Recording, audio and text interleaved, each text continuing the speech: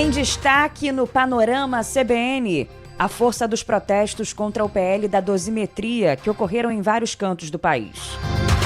A renúncia de Carla Zambelli após o STF determinar cassação imediata. Câmara vai empossar suplente dela.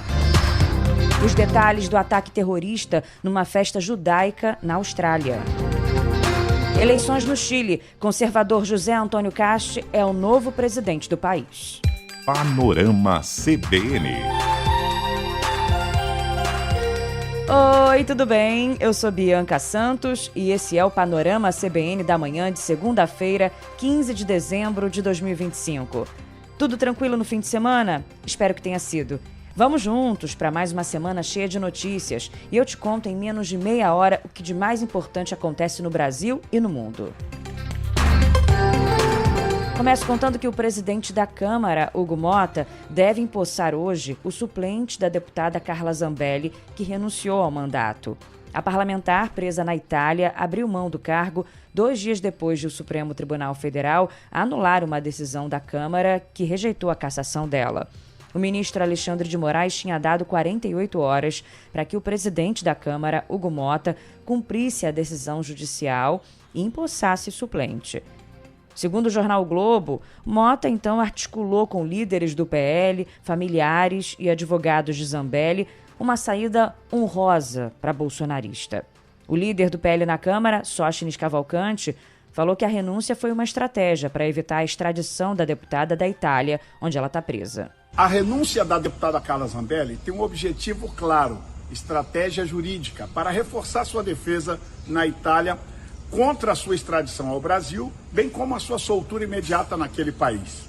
Eu tenho convicção, Carla, que você deu o seu melhor, correspondeu a todos os seus eleitores do estado de São Paulo, e nós do PL, nós conservadores da direita, estaremos sempre ao seu lado, ao lado da sua família, sua mãe Rita, seu filho João, seu irmão Bruno, toda essa família Zambelli. Sinta-se abraçada pelo nosso partido e sempre vamos dizer, nós não vamos deixar nenhum dos nossos soldados lutadores para trás. Um abraço, força Carla Zambelli. O líder do PT na Câmara, Lindbergh Farias, disse que essa manobra aí da renúncia não evita a perda dos direitos políticos. Eu vi agora que a deputada Carla Zambelli anunciou que renunciou. Não vale.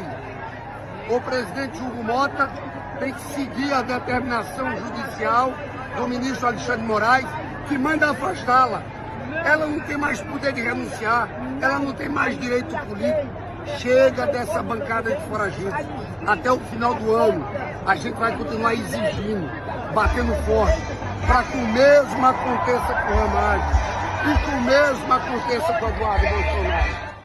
Bom, consultado, o professor de Direito Constitucional Gustavo Sampaio, que é da Universidade Federal Fluminense, disse que o STF deverá considerar inócua a renúncia de Carla Zambelli para efeito de preservação de direitos políticos. Em entrevista à CNN Brasil, ele explicou que a condenação criminal transitada em julgado suspendeu os direitos políticos da deputada, que ficará inelegível por 8 anos. Já de muito a jurisprudência no Brasil tem considerado que essas renúncias manifestadas depois de uma condenação criminal ou manifestadas quando já há uma ordem judicial de perda do mandato são ineficazes. Esse histórico começou em 1992, quando, no caso Collor de Mello, o ex-presidente Collor, na imediação de ser julgado pelo plenário do Senado Federal, o plenário já reunido, encaminhou por seu advogado uma comunicação de renúncia. E, na época, o Senado estava, naquela sessão, sob a presidência do ministro Sidney Sanches, do Supremo Tribunal, e o ministro considerou sem efeito aquela renúncia. Então, me parece que talvez o destino natural dessa renúncia de Carla Zambelli seja o mesmo. O suplente que vai tomar posse no lugar da Carla Zambelli é Adilson Barroso, do PL de São Paulo. Nas redes sociais, ele se descreve como bolsonarista de direita, conservador, patriota, amigo do ex-presidente, de Michele Bolsonaro e de Nicolas Ferreira. Até recentemente, Adilson Barroso ocupava a vaga do ex-secretário de Segurança de São Paulo, Guilherme Derrite, na Câmara dos Deputados. Como Derrite deixou o cargo no governo de São Paulo no final de novembro e retomou o mandato, Barroso voltou à condição de suplente, agora revertida com a renúncia de Zambelli. Ele foi também um dos fundadores do Partido Ecológico Nacional, que mudou de nome para Patriota em 2017, quando a possibilidade da filiação do ex-presidente Jair Bolsonaro à sigla foi cogitada. Em 2021, Bolsonaro voltou a se aproximar do partido, mas acabou optando por filiar-se ao PL para o pleito de 2022. E o Senado deve votar nesta semana o projeto de lei da dosimetria, que diminui o tempo de pena do ex-presidente Jair Bolsonaro e dos outros condenados pela trama golpista. A proposta, aprovada na Câmara, reduz para 2 anos o tempo em que Bolsonaro vai ficar na cadeia e livra imediatamente parte dos condenados pelos atos golpistas de 8 de janeiro. Na quarta-feira, o parecer do relator Esperidião Amin vai ser votado na Comissão de Constituição e Justiça e depois em plenário. O relator diz que respeita as manifestações contra o projeto, mas alega que é preciso ouvir também os que defendem a anistia. Neste domingo, milhares de pessoas convocadas por partidos de esquerda e movimentos sociais foram às ruas em todas as capitais brasileiras e em várias cidades. Em Copacabana, por exemplo, no Rio, o ato reuniu 18 mil pessoas, segundo o monitoramento da USP. Na Avenida Paulista, em São Paulo, foram quase 14 mil, segundo o mesmo levantamento. Os protestos reuniram intelectuais e artistas, como Caetano Veloso, Gilberto Gil e Chico Buarque, e foram marcados por críticas ao presidente da Câmara, Hugo Motta. Em São Paulo, vários ministros do governo Lula participaram da manifestação. Por exemplo, Paulo Teixeira, que é do Desenvolvimento Agrário, que falou que o presidente vai vetar a proposta se ela for aprovada no Senado. Ele vai vetar se porventura, na hipótese que eu não creio que aconteça, do Senado aprovar. Não é possível que, pela primeira vez que o Brasil conseguiu punir a tentativa de golpe, eles consigam mais uma vez na história do Brasil não pagar por isso. Uma bancada nós temos que dizer muito o seguinte: combativa, todos aqueles que tentarem golpe terão que ser presos. O presidente da Comissão de Constituição e Justiça do Senado, Otto Alencar, que é do PSD da Bahia, reiterou que é contra o projeto da dosimetria. Ele falou que o projeto vai beneficiar não apenas os envolvidos na tentativa de golpe, como também pessoas condenadas por estupro e corrupção, por exemplo. Ela veio abrangente. Aprovando-se ela no Senado, vai diminuir a pena de condenados, apenados que fizeram crimes sexuais, de estupro, corrupção e etc. Portanto, com essa amplitude toda, eu não vejo condições no Senado de apreciar e aprovar. Bom, seguiremos atentos, aos movimentos favoráveis e contrários à anistia e à dosimetria ao longo dessa semana. E a defesa de Bolsonaro informou que uma ultrassonografia realizada ontem confirmou a existência de 2 hérnias na região abdominal. Com o resultado do exame, os advogados disseram que vão reforçar o pedido ao Supremo Tribunal Federal para que Bolsonaro seja submetido a uma cirurgia. Na semana passada, o ministro Alexandre de Moraes concedeu um prazo de 15 dias para que a Polícia Federal realizasse uma perícia médica no ex-presidente para avaliar a real necessidade do procedimento cirúrgico. E a Polícia Federal prendeu nesse fim de semana um garimpeiro por suspeita de ajudar na fuga de Alexandre Ramagem. A prisão aconteceu em Manaus, após uma determinação de Alexandre de Moraes. Celso Rodrigo de Mello teria auxiliado na logística e no financiamento da fuga de Ramagem ao exterior. Lembrando que o deputado foi condenado a 16 anos de prisão por tentativa de golpe de Estado e está foragido nos Estados Unidos. Agora vamos aos trabalhos do STF nessa semana. O Supremo deve retomar hoje já o julgamento das ações que questionam a lei que fixou o marco temporal como critério para a demarcação de terras indígenas. Em sessão virtual, o relator dos processos, ministro Gilmar Mendes, deve apresentar o voto. Em 2023, a Corte considerou a aplicação do marco inconstitucional. Já o Congresso aprovou a lei, que é alvo de questionamentos no tribunal. E o ministro André Mendonça, do STF, decidiu transferir para o plenário físico da Corte o julgamento sobre a homologação do acordo do governo Lula para ressarcir aposentados e pensionistas lesados por descontos indevidos no INSS. Com isso, o placar é reiniciado e o caso será retomado em sessão presencial, ainda sem data. O relator Dias Toffoli já havia votado a favor do acordo, que prevê devolução imediata dos valores e autoriza que o gasto estimado em 2 bilhões aproximadamente fique fora do arcabouço fiscal. E agora eu chamo sua atenção para uma reportagem do jornal o Globo que fala sobre a extensa rede de relações políticas do dono do Banco Master, Daniel Vorcaro, que tem no celular uma lista de contatos que inclui ministros do Supremo Tribunal Federal e a cúpula do Congresso. Após as quebras dos sigilos fiscal, bancário e telemático do banqueiro, a CPI do INSS recebeu um arquivo que mostra os telefones que ele registrou no aparelho. E o Globo identificou na agenda pelo menos 3 ministros do Supremo, 5 senadores, 20 deputados e 1 governador.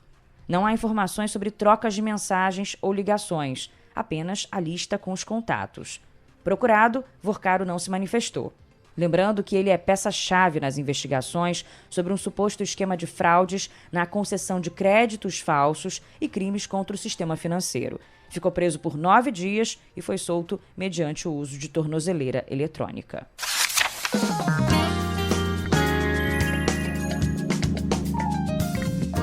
Vamos de economia agora, para você saber que o governo Lula prevê contratar um total de 22.800 servidores da administração federal no acumulado da gestão até 2026, mais do que o dobro dos 10 mil provimentos registrados na administração anterior de Jair Bolsonaro. E ainda estão projetadas outras 24 mil contratações temporárias, que têm menos direitos e menor custo. Nesse período, a maior parte de recenseadores do IBGE. A informação está no jornal o Globo também. Especialistas defendem a necessidade de aprovar a reforma administrativa antes que esses servidores ingressem na máquina pública, já que as regras só vão valer para os novos funcionários. E o Ministério da Gestão e da Inovação em Serviços Públicos diz que o aumento das contratações desde 2023 é um processo de recomposição da máquina pública diante de um grande número de aposentadorias após a reforma da Previdência de 2019. Foram 38.500 servidores. Lembrando também que na gestão de Bolsonaro houve o congelamento dos concursos públicos, com a primeira autorização do certame apenas em 2021. Ainda na economia, destaque também para a situação dos Correios. A proposta de empréstimo para a empresa, fechada por um grupo de 5 bancos, ficou em 12 bilhões de reais, abaixo dos 20 bilhões pretendidos pela estatal. A empresa pública diz que precisa receber reforço no caixa nos próximos dias, diante da crise financeira que enfrenta. Segundo a apuração do Globo, interlocutores indicam que a Caixa Econômica Federal, o Banco do Brasil, o Santander, o Itaú e o Bradesco participam dessa oferta. As negociações caminham para que a taxa de juros fique em 120% do CDI ao ano, no limite do que o Tesouro Nacional aceita como taxa para entrar como avalista na operação. E tem novo concurso, hein? As inscrições para o concurso público temporário do IBAMA e do INCRA começam hoje, às 14h. No total, são 60 vagas de nível superior, com salários iniciais que podem chegar a R$ 9.800. Os cadastros devem ser feitos pelo site do Instituto Access, que é a banca organizadora do processo seletivo. Os interessados têm até o dia 8 de janeiro para se inscrever.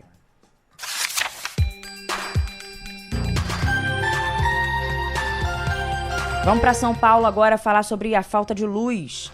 Termina hoje o prazo dado pela Agência Nacional de Energia Elétrica para que a Enel explique como se preparou para o ciclone que atingiu São Paulo na quarta-feira passada e deixou mais de 2 milhões de clientes sem energia elétrica.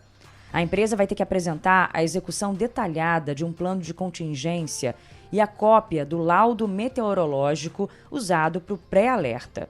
Na sexta-feira à noite, a Justiça deu um prazo de 12 horas para que a concessionária religasse a luz de todos os clientes, sob pena de multa de R$ 200 mil por hora. No caso de serviços essenciais, como hospitais e sistemas de abastecimento de água, o prazo era de 4 horas. Neste domingo, a Enel informou que o fornecimento de energia estava voltando ao padrão de normalidade na área de concessão, com o restabelecimento do serviço para as pessoas afetadas pelo ciclone extratropical. Agora, 6 dias depois da ventania, mais de 30 mil residências e empresas ainda estavam sem luz no início da manhã de hoje em São Paulo e em cidades da região metropolitana. O número corresponde a 0,36% dos clientes da Enel.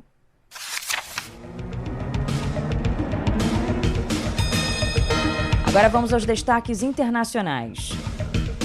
O conservador José Antônio Kast confirmou o favoritismo apontado nas pesquisas e foi eleito presidente do Chile. Primeiro presidente abertamente admirador do ditador Augusto Pinochet, ele toma posse em março no lugar de Gabriel Boric, de centro-esquerda. O candidato de extrema-direita recebeu cerca de 58% dos votos, contra pouco mais de 41% da governista, Janete Hara, do Partido Comunista. A candidata reconheceu a derrota e foi pessoalmente ao centro de campanha de Kast para se reunir com o rival. No primeiro discurso, Kast adotou um tom apaziguador e repetiu que vai priorizar segurança pública, imigração e crescimento econômico.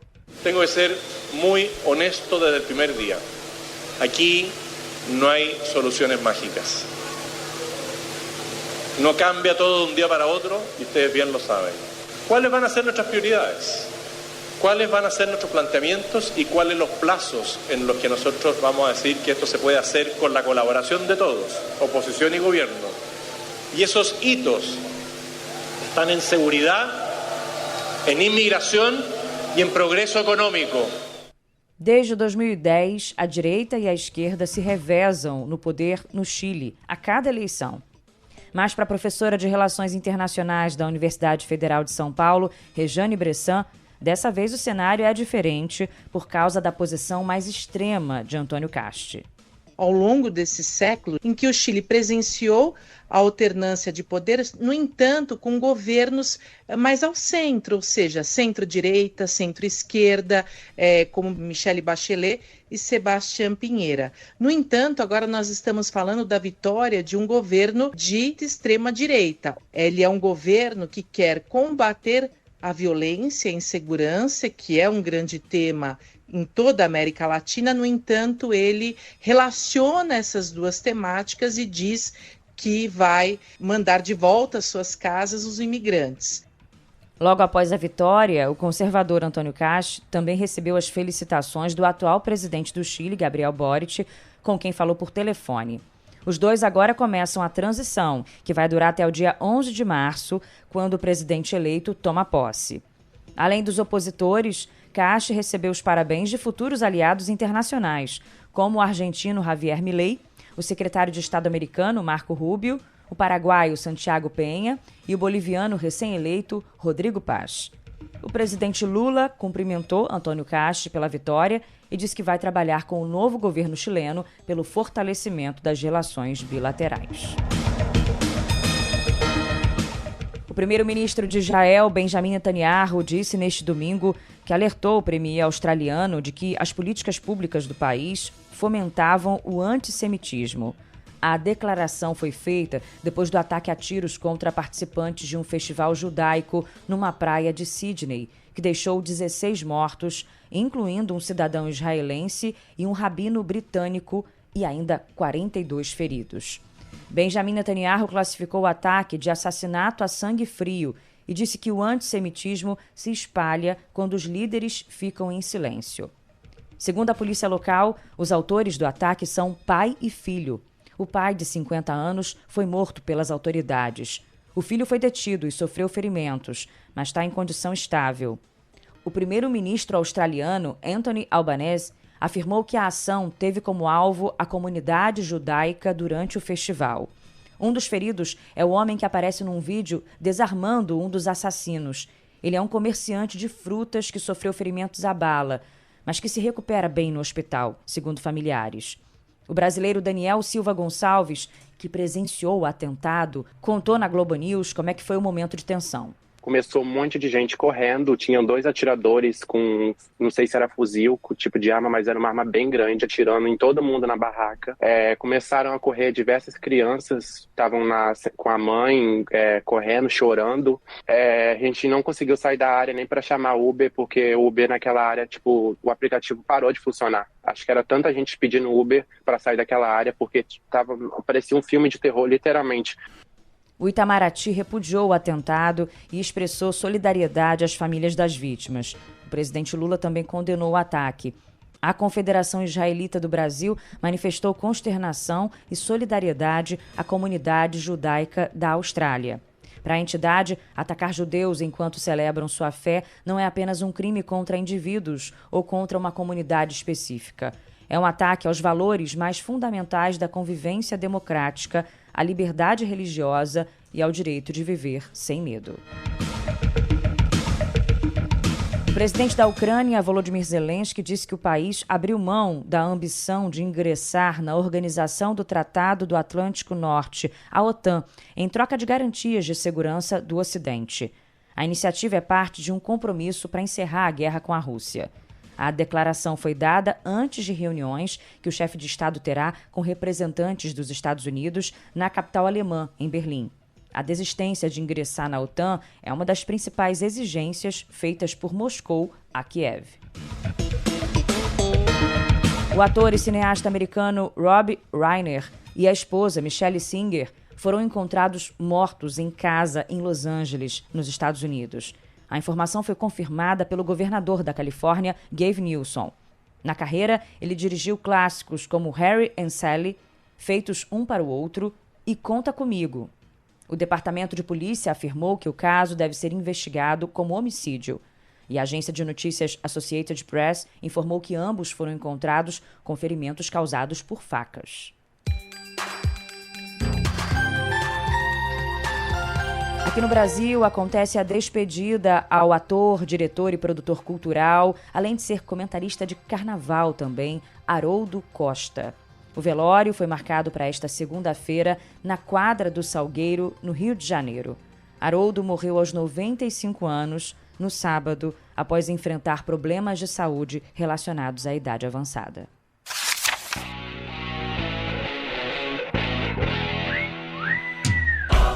Agora o futebol. Com shows dos goleiros nas penalidades, Corinthians e Vasco estão na final da Copa do Brasil. Em São Paulo, o goleiro Hugo foi decisivo ao defender 2 cobranças depois da derrota do Corinthians para o Cruzeiro por 2-1 no tempo normal. O Gabriel, preferi nem estudar ele. É um cara que eu conheço há 5 anos já.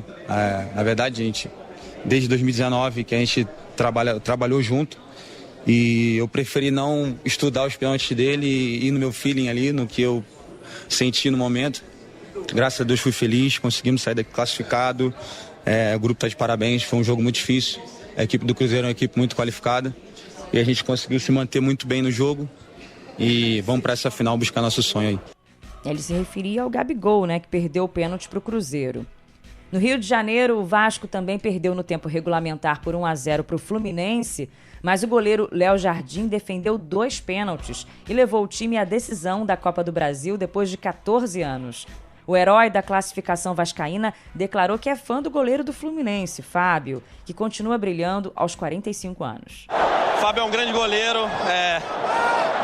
sou um grande admirador do trabalho dele, da pessoa dele, sou mesmo fã, então assim, poder participar de uma disputa de pênaltis contra ele, poder atuar contra o Fábio, contra outros grandes goleiros, para mim é uma honra, um privilégio e procuro trabalhar muito para poder me colocar ao nível deles e poder ajudar o Vasco sempre. Bonita essa manifestação de respeito ao colega e adversário, O jogo de ida da final da Copa do Brasil será nesta quarta-feira, às 9h30 da noite, na Neoquímica Arena, em São Paulo. E a partida decisiva será no próximo domingo, às 6h30 da tarde, no Maracanã. Com a definição da final entre Corinthians e Vasco, o São Paulo perdeu a chance de ir à Libertadores. O tricolor paulista só poderia participar do principal torneio continental se Cruzeiro ou Fluminense fosse campeão da Copa do Brasil. No futebol feminino, o Palmeiras conquistou o Campeonato Paulista pela 4ª vez. Mesmo derrotado pelo Corinthians por 1-0 no Canindé, o time alviverde ficou com o título graças à goleada por 5-1 no jogo de ida da final. E no Catar, o Flamengo treina hoje para enfrentar o Paris Saint-Germain na grande final da Copa Intercontinental da FIFA. A decisão será na quarta-feira, às 14h, pelo horário de Brasília.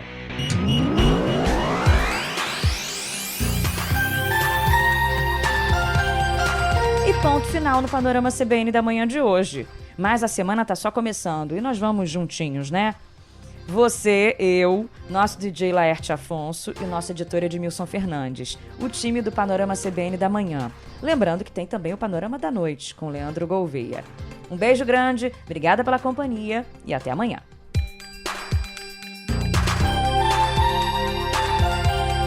Panorama CBN. As principais notícias do dia em menos de meia hora.